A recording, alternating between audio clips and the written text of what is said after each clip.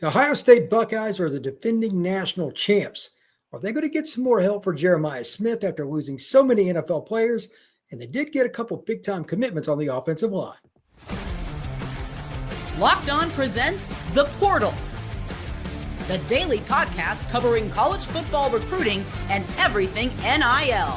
Part of the Locked On Podcast Network. Your team every day. Welcome back into the Portal Podcast, where you get your daily recruiting, NIL, and transfer portal news. I'm your host, Brian Smith, longtime recruiting analyst and writer. Thank you for making the Portal Podcast your first listen each and every day. And today's show is brought to you by our friends over at 5 Hour Energy. Head over to 5hourenergy.com to choose from over 15 flavors. Need one now? Go find one at your local grocery store or convenience store. They're anywhere you are. 5 Hour Energy. We're going to be talking all things Ohio State Buckeyes, the defending national champions. They got Jeremiah Smith for at least 2 more years. Probably that's it. But they need to make sure they utilize him the best they can. And to do it, are they going to find some portal players? We're going to be talking about that. 2 commitments that the Buckeyes got. And of course, to start off, we're going to talk about the quarterback position. Who's going to win the battle? And to help me do all of that, my guy Jay Stevens from Locked On Buckeyes. Mr. Stevens, how are you? Doing well, Brian. It's spring and around everywhere in the country, and that means football. It's football, football, football. I'm excited for spring practice, and I'm just hoping Ryan Day names a starting quarterback before the fall, because he doesn't need to wait that long. We all know who the starting quarterback is going to be.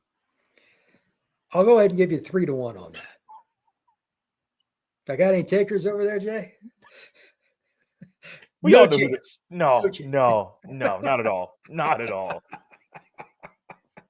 Yeah, it's look, coaches hate doing anything other than being conservative with the media. They're always paranoid. Ryan Day's a paranoid guy too. Mm-hmm. And Julian Sayin's going to win the job, but he's trying to keep as many guys on the roster as he can. It's the same problem every coach has.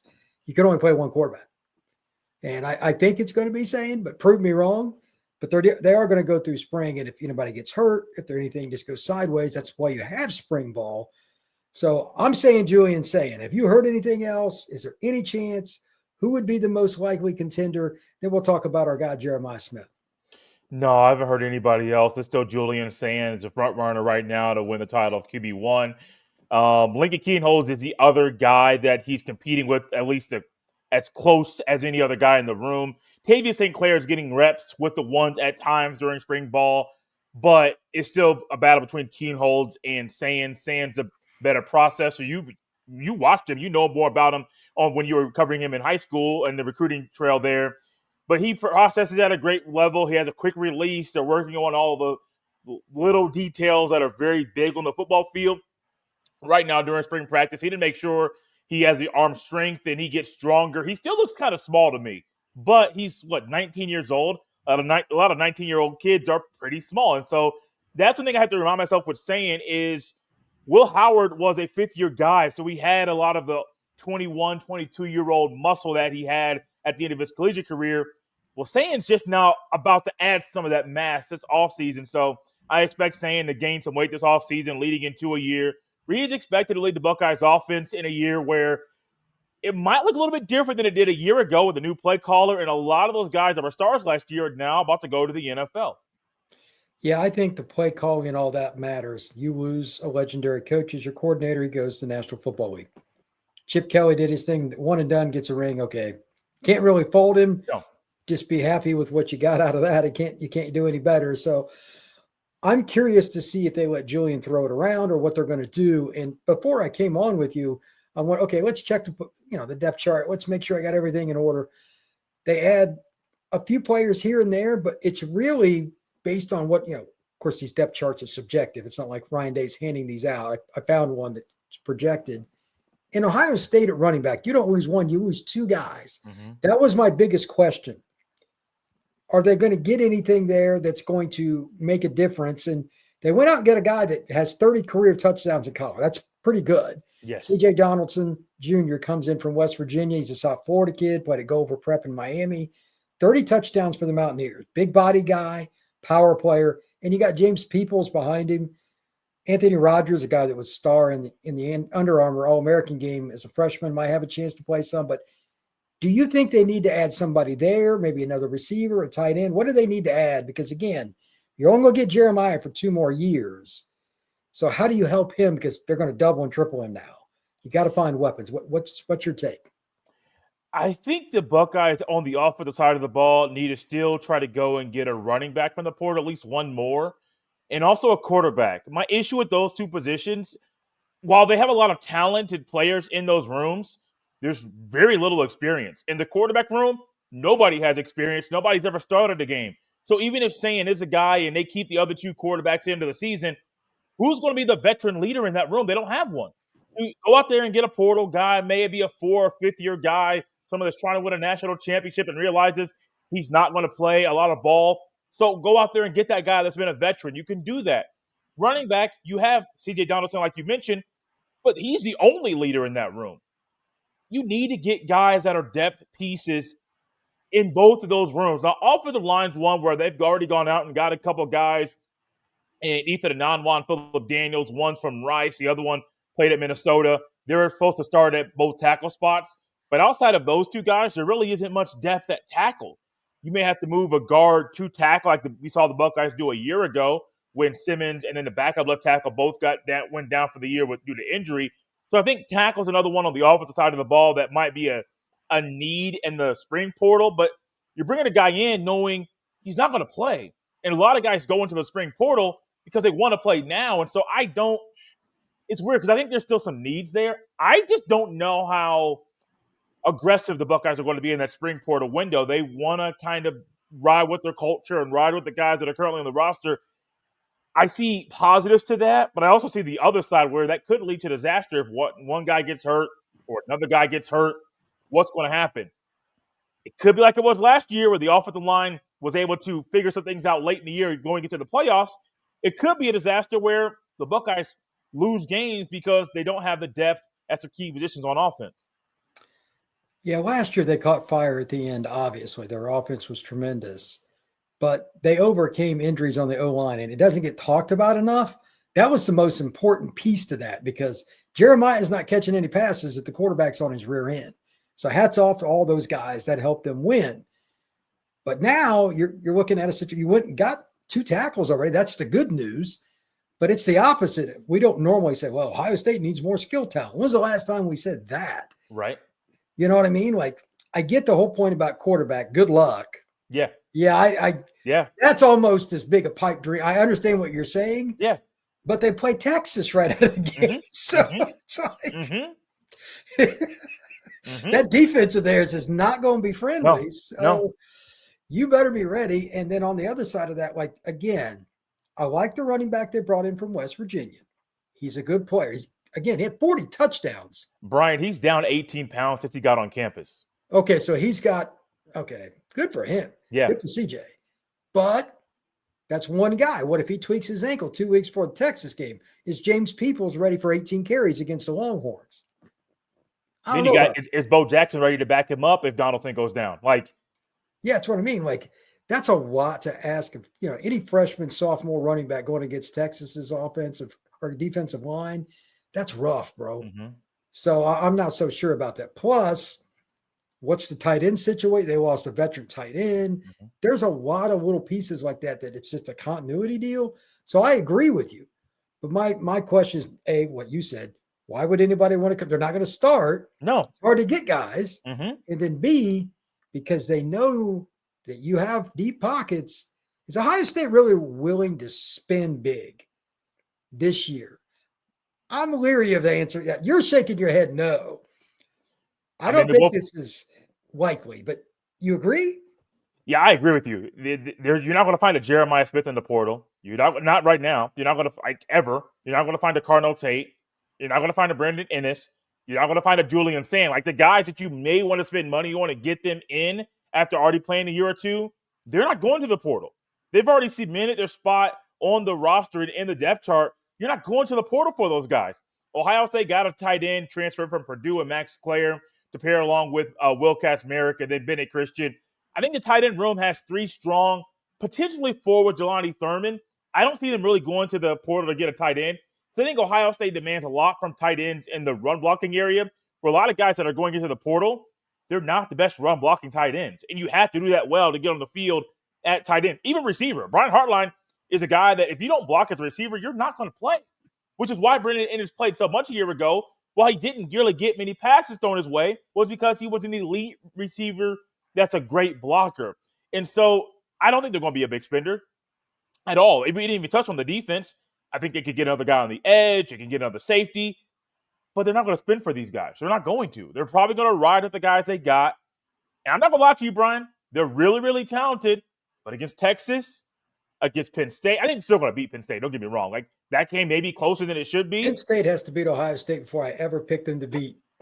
That's under that point. I don't even know who's quarterback in 5 years. I'm picking the Buckeyes. Unless they've beaten them, I'm not doing it. But let's go to the last game of the regular season against Michigan. Ohio State's lost 4 in a row. Yes, I am a Buckeye fan. I'm not going to lie about that. Am I still nervous about that game? Absolutely. Because Ryan Day has showed me in that game, even when he's more talented, he doesn't get the job done. So why should I believe that a team that's not as talented as a year ago is going to go into Ann Arbor and win? At least right now in the spring. My thought may be different going into that game. It could also be clouded by my bias of being a fan. I'm not going to lie to you, Brian. Like, sometimes that happens, but I got no questions about Ryan Day, the coach. Yeah, you won the national championship, but you still have not been the perfect coach and haven't fixed some of your issues. Yeah, I agree with that wholeheartedly. When we come back, I want to talk more about the portal, a couple things on the defensive side that they may want to shore up. And we're also going to talk about 2 players they got in the recruiting ranks here recently that are really good. That's next here on the Portal Podcast. We're all about the stats because numbers don't lie. And when it comes to the all-new Nissan Armada Pro 4X, the numbers are on an MVP level. With the ability to tow up to 8,500 pounds, it can quite literally carry the whole team plus the gear wherever you need to go. It's powered by a twin-turbo V6 engine, delivering the strength and performance to handle highways, back roads, and everything in between. And with room for up to 8 people, the Armada Pro 4X is built for big cruise, big adventures, and even bigger memories. Whether you're exploring off-road trails or rolling up to the arena, the Armada Pro 4X brings power, versatility, and style wherever you go. Take your adventures to new heights in the all-new Nissan Armada Pro 4X. Learn more at nissanusa.com. This show is also brought to you by our friends over at FanDuel. March Madness is here, and FanDuel is giving you the chance to get in on the action like never before. Right now, new customers can get $200 in bonus bets when your first $5 bet wins. That's $200 in extra bonus bets on everything from buzzer beaters to Cinderella stories and even who's cutting down the nets. One of my favorite things about the big basketball tournament this time of year is the Cinderella story. There's going to be somebody in the Sweet 16, even though it's all P4 teams, that's going to surprise. Who will it be and why? Maybe it's a player that gets hot from the three-point line, but that's why it's so much fun.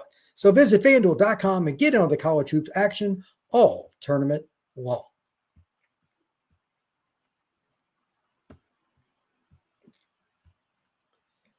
Jay, Ohio State's defense last year, especially up front, I think was a major difference maker. Now, they've got some good guys coming back, and I want you to talk about them a little bit. But here's my questions before you can answer these however and whenever you want. Do they need another piece up front, which is always expensive in the spring window? Defensive line in the portal is rough. And then secondarily, do they have a guy in the back end that you think that they can rely on if they're going against a team that has a legit number one receiver? And if they don't, what do they need to do to address those issues? Let's go with the first question first. Do they need another piece on defense? My gut is very similar. Gut thought is very similar to the offensive tackle position is yes. It's not a guy that's going to start. It's all about the depth. You lose Lathan Ransom. You watched him quite a bit, and you've seen how he's gotten a lot better over the past couple of years. He was a thumper in the playoffs. Yeah. Caleb Downs is still there. So you already have a guy that's basically a coach on the field, but his running mate is gone. It's maybe Malik Hartford, maybe Jalen McClain. One of those guys will be the running mate with Caleb Downs. But like we talk about with the running backs and the quarterbacks, there's no experience outside of Caleb Downs in that room. So you got to try to figure out what you can do in the spring portal to get some depth at that position. I think corners run perfectly fine with what they got. You got Igben Olsen on one side. You got Jermaine Matthews Jr. on the other. You got Devin Sanchez coming in and Bryce West still there and Aaron Scott Jr. still there. I think that position is going to be fine. I would love to see one more linebacker as a depth piece. an edge rusher as a depth piece. I know they got the kid from Idaho, but the stuff I'm saying, I know it's not going to happen. What needs to happen, Brian? It's not going to happen. You just don't think they're going to spend enough and they'll get outbid, or do you think it's more that, okay, I know I'm not going to play, or at least not start? Probably the not start. I believe they have the funds to go out and get a guy in the spring portal if he's there and if he's ready to come out and entertain Ohio State. I'm not worried about the funds at Ohio State at all. They were one of the top spinners a year ago, and they don't have the top end talent that demands the high dollar in the NIL. So I think the funds are there. I think the guys you want are guys that want to start, and they're not going to start at Ohio State. You're not coming into the spring. You're not going to enter the portal in the spring and come to Ohio State and start a few months later. That's not how Ryan Day works. That's not him at all. The other question on the back end, someone that can kind of be one-on-one against another team's best receiver. My gut right now is Jermaine Matthews Jr. over Igbenogson, who's played more, played in the SEC and the Big Ten. I think Matthews Jr. has a dog in him. My only thing with him is you didn't see it, even in a backup role last year, you didn't see it as consistent as you wanted to. So how is he going to be this year? Is he going to be able to be as consistent as needed? I don't know. I don't have the answer. Also, I mentioned Aaron Scott Jr. and Devin Sanchez. Those are two guys that want to push to get on the field, where one of them could be a nickel instead of an outside corner to try to get on the field a little bit faster. I think Scott Jr. is a guy that could be the first of those two to get on the field consistently. But if Jermaine Matthews Jr. does not get it done, especially against Texas, I mean, you talk about their defense, they're going to have Arch Manning. They're going to have a lot of skilled players on the outside that are going to be very, very good. And if Jermaine Matthews Jr. or Igbenogson drops the ball and starts letting guys creep past them and get and consistently catch the ball, you could see a true freshman. You could see Aaron Scott Jr. or even Bryce West come out there and play. I don't know if there's a lockdown corner at all. I think the luxury is you have Caleb Downs, and he can kind of help you out before you make a mistake in the pre-snap communication, which is going to help all these guys out in a big way. Igbenogson scares me sometimes, and I think he led the nation in PIs, if I remember right. Yeah. Like, he's just overly aggressive. So I think teams will attack him. That's the other reason that I think it's important. If you don't have a guy that's just a dude and help him out against somebody, they're trying to get matchups against better competition. Again, Penn State's not beating Ohio State this next year. Go ahead and put that prediction out there. They'll find a way to screw that up. But if they did get another, like, this could be the best. Like, I'm telling you, like Sanchez, I've seen him. Holy cow, is that kid good? And he's not going to start the way it is right now. But most schools, honest to God, even though he's a true freshman, he would. So if they could just add like one more piece, I think, like you're saying, I know that's hard. Mm-hmm. It's a veteran. Maybe it's a guy that's in the MAC or something like that just wants more exposure, that grew up a Buckeye. I don't know. I think it would behoove them. But finally, on defense, they have some good players coming up. But this is more like traditional Ohio State 2005 or something, because you didn't have the portal then. Oh, this kid, we need him. Okay, hopefully, we recruited him. He was highly rated. He's been here 2 years. They got a player like that at every spot on defense. You're like, okay, he's like Aaron Scott, a guy they recruited, was heavily thought of, but does he produce?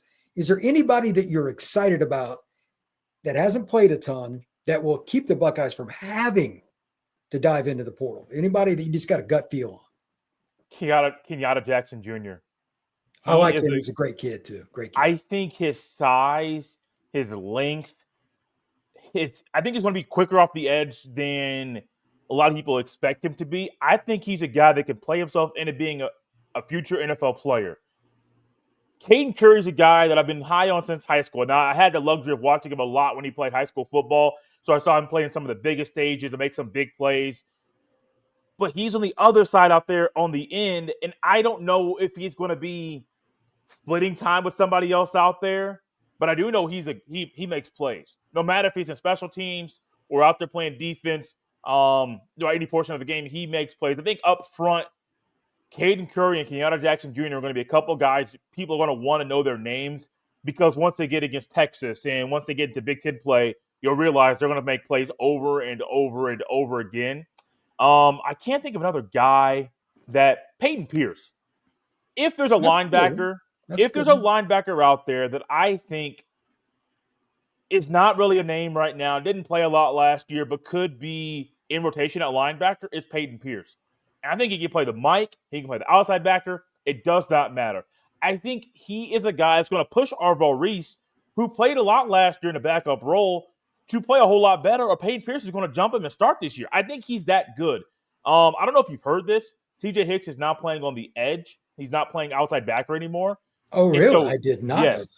So he is in Larry Johnson's room consistently, more in a 2-point stance, outside backer set up at the end of the defensive line. I think he can be scary. But only thing with him is when we saw him play on the edge last year, he wasn't consistent. Now, was it because he was in the linebacker room all week and then playing the edge? I don't know. But with him being with Larry Johnson every single day and getting reps off the edge every single day, he can make his way and play his way into being an NFL draft pick. Because right now, he ain't doing nothing. Even if he plays a little bit of outside backer, I would project him to be a NFL draft pick at the end of the year because he wasn't the best outside backer for Ohio State. That's not a knock against him. I think he's best off the edge, and I'm curious to see what he does against Texas and other teams in the fall. Well, he'll have a chance. I mean, if you show out against the Horns, they're going to put that on film, my friend. Yes, Eye in sky does not lie. So maybe that's the guy that can get the big sack or something against Arch Manning. You never know. Sometimes that's again, guys that you've recruited that, okay, now it's your time. You need to make something happen. We'll see. Speaking of recruiting, the Buckeyes have gotten 2 recent offensive line commitments that are really good. We're going to talk about that next here on the Portal Podcast. Daylight savings snuck up on us again, and if you're feeling that lost hour of sleep, 5-Hour Energy has your back. The extra sunshine means more time for fun, but sometimes you need a little boost to power you through. Whether you're staying up late to watch the NCAA tournament, like myself, or squeezing out a little bit of golf after work, or just staying up with your busy day, 5-Hour Energy gives you that quick, refreshing pick-me-up whenever that you need it. For me, staying up watching the basketball tournament. I've done that most of my life. A lot of times people that do that, they need a little pick-me-up in the morning. I'm lucky. I'm a morning person. I need it more in the afternoon, but 5-Hour Energy is something that you can use. If you need something on the go, 5-Hour Energy is a great way to do that too. If you got something going on a little bit later and you needed a nap, 5-Hour Energy might be the way to help you out. So head over to 5hourenergy.com for over 15 flavors to choose from, including blue raspberry, peach mango, and many others. You can even build your own 12 or 24 pack and have them delivered right to your door. You need one now? There's a grocery store or convenience store very close to you. Go stock up today and stay energized with 5-Hour Energy. The NCAA tournament is here, and so is the Bracket Breakdown. Locked On Podcast Network and Amazon Fire TV channels are teaming up to deliver NCAA tournament coverage like never before. Watch studio shows featuring former players and Locked On's local experts as they guide you through every upset, buzzer beater, and bracket matchup. Stream it all for free on Amazon Fire TV channel. Search Bracket Breakdown to see it all for free. It's your team every day.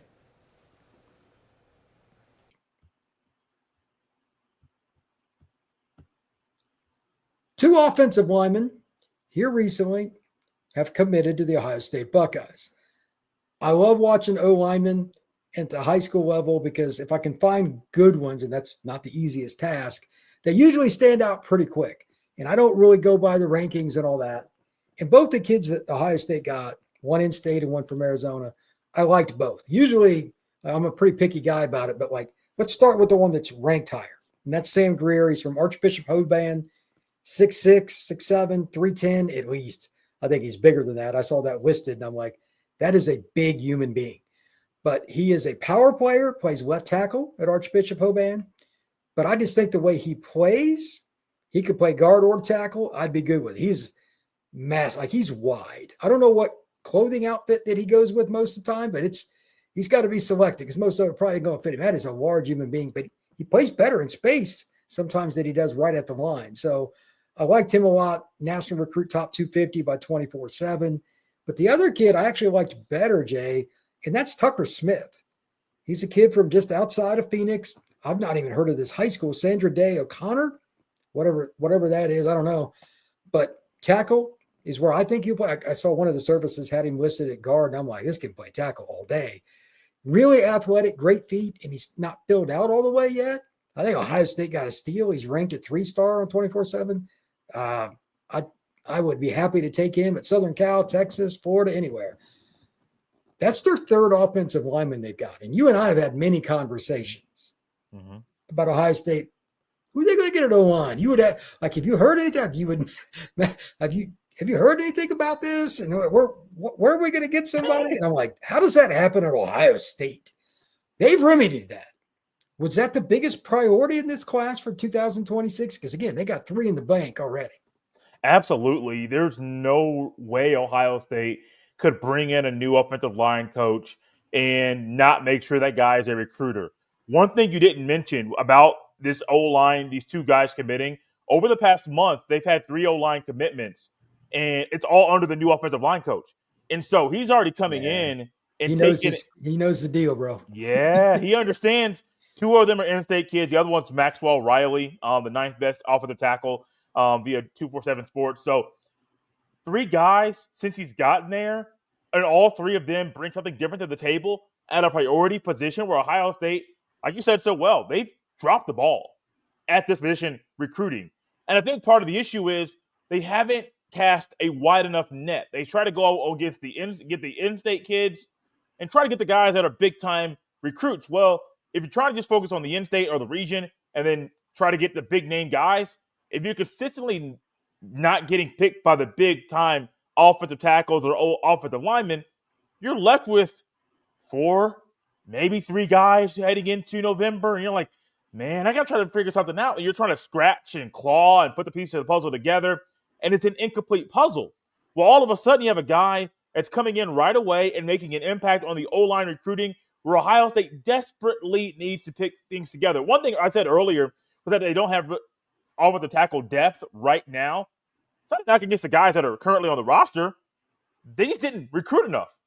And they didn't go into the portal to try to get the ones that they thought could play right away. Now, they went in and tried to get a Vic Cutler. Didn't work out.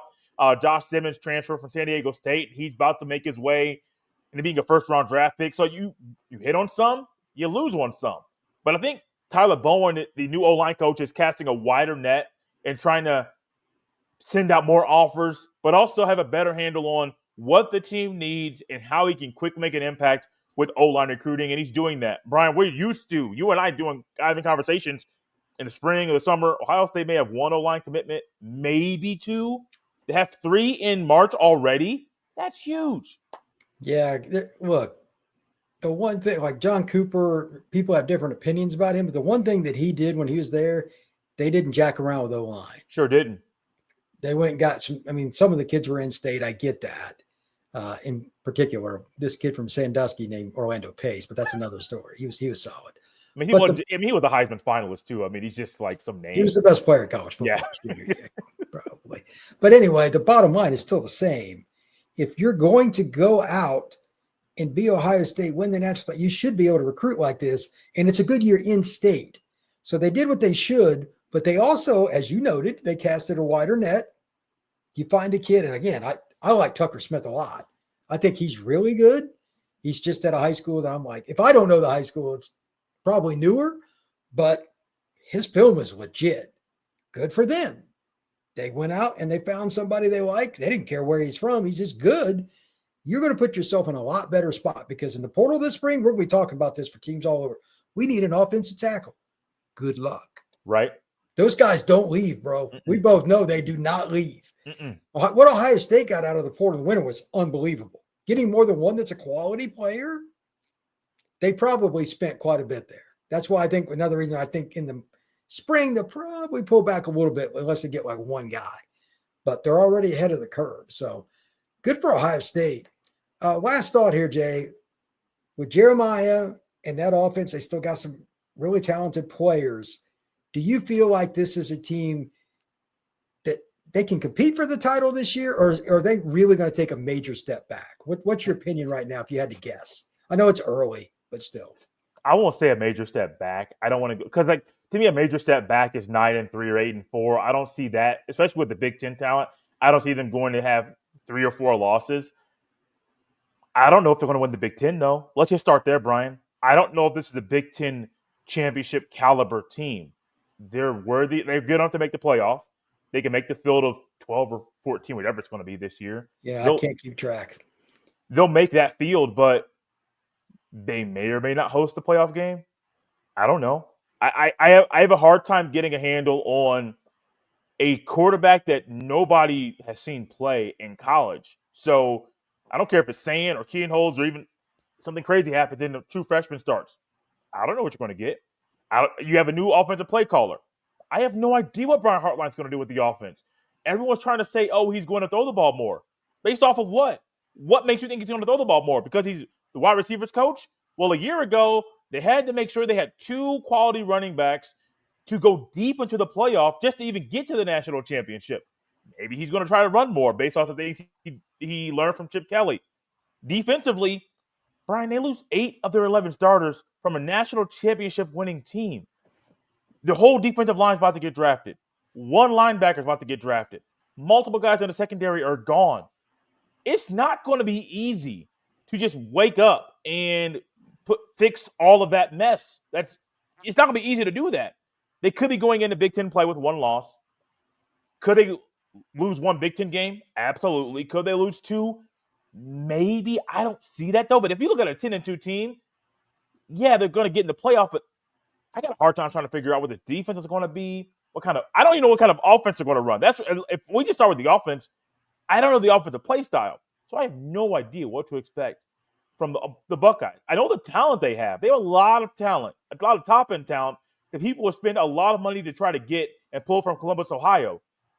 But just because you're talented, that doesn't mean you're going to be great. They have the talent to be great. I don't know if they're going to have the chemistry to be great in the fall.